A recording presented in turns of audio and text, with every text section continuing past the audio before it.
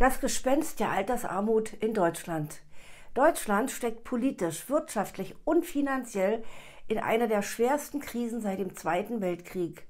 Erst hatten wir die Flüchtlingswelle, dann kam Corona, jetzt machen uns der Ukraine-Krieg und wieder eine neue Flüchtlingswelle zu schaffen.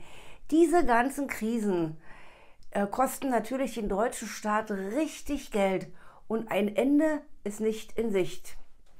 Mein Name ist Jutta Martin, ich bin selbst Rentnerin und ich berichte über aktuelle Themen zu Steuern und Renten.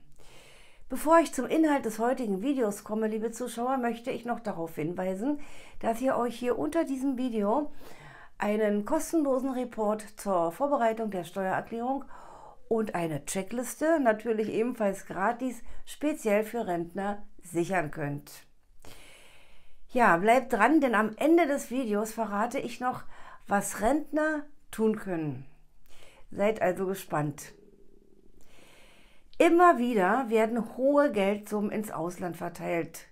Die Zugereisten werden in unser Sozialsystem mit offenen Armen empfangen, obwohl es im eigenen Volk genug Armut gibt. Immer mehr Rentner, Familien, Einzel- und Kleinunternehmer kämpfen um das blanke Überleben.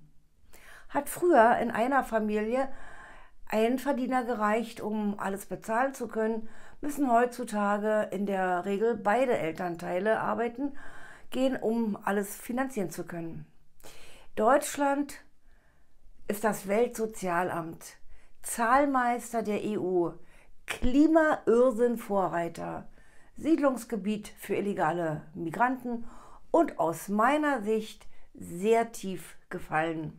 Ich hatte das schon mal in einem anderen Video erwähnt, dass mir das Land wie ein ausgefegter Selbstbedienungsladen vorkommt.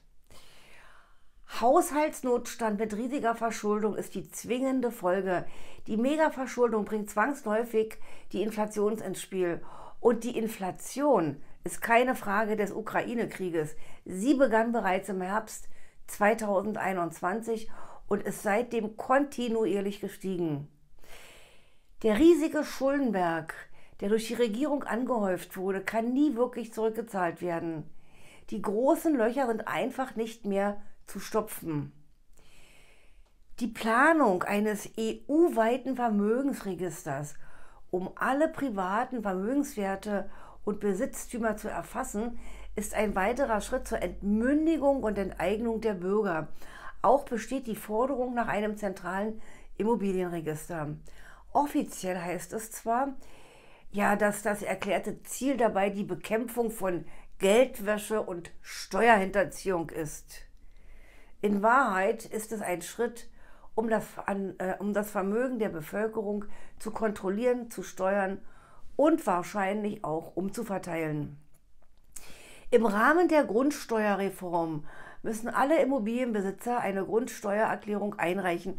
Dazu habe ich bereits am 17. April diesen Jahres ein Video veröffentlicht. Es werden rund 36 Millionen Grundstücke und Immobilien in Deutschland neu bewertet.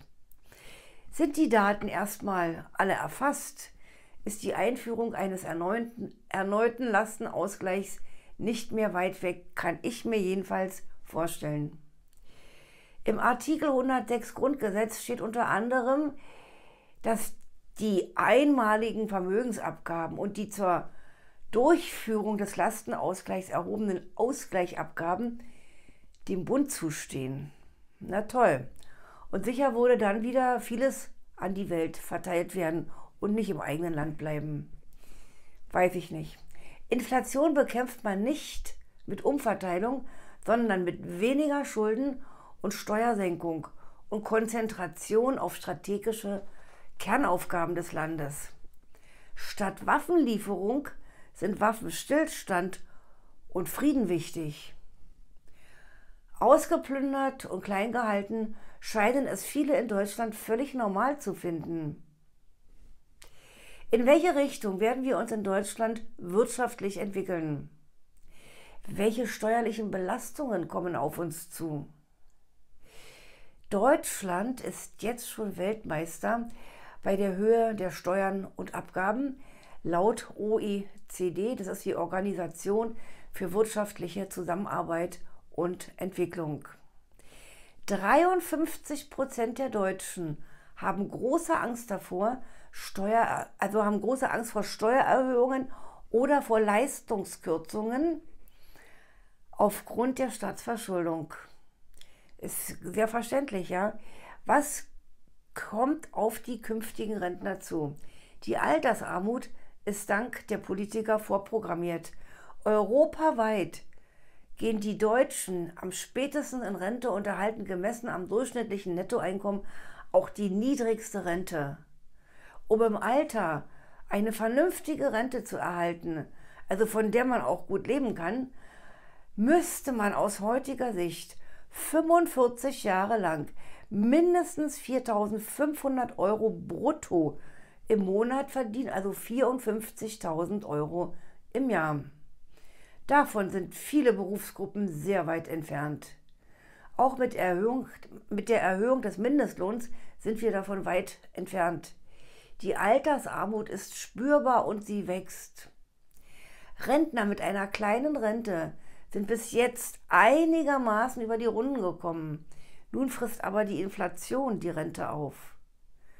Junge Leute können mit einer privaten Altersvorsorge vielleicht die berühmt-berüchtigte Rentenlücke schließen. Was aber können die jetzigen Rentner machen? Es gibt viele Rentner, die Anspruch auf Grundsicherung im Alter haben, sie aber nicht beziehen. Warum ist das so? Leider schämen sich einige und wollen nicht als Bettler dastehen. Auch gibt es Rentner, die gar nichts von der Möglichkeit wissen oder einfach mit den Formularen nicht klarkommen. Meine Bitte an euch, liebe Zuschauer, wenn euch solche Fälle bekannt sind oder bekannt werden, seht nicht untätig zu, sondern geht auf die Menschen zu und klärt sie auf. Diese kostenlose Hilfe wird sicher mit großer Dankbarkeit angenommen. Ein Lächeln und ein nettes Wort helfen immer im Leben weiter.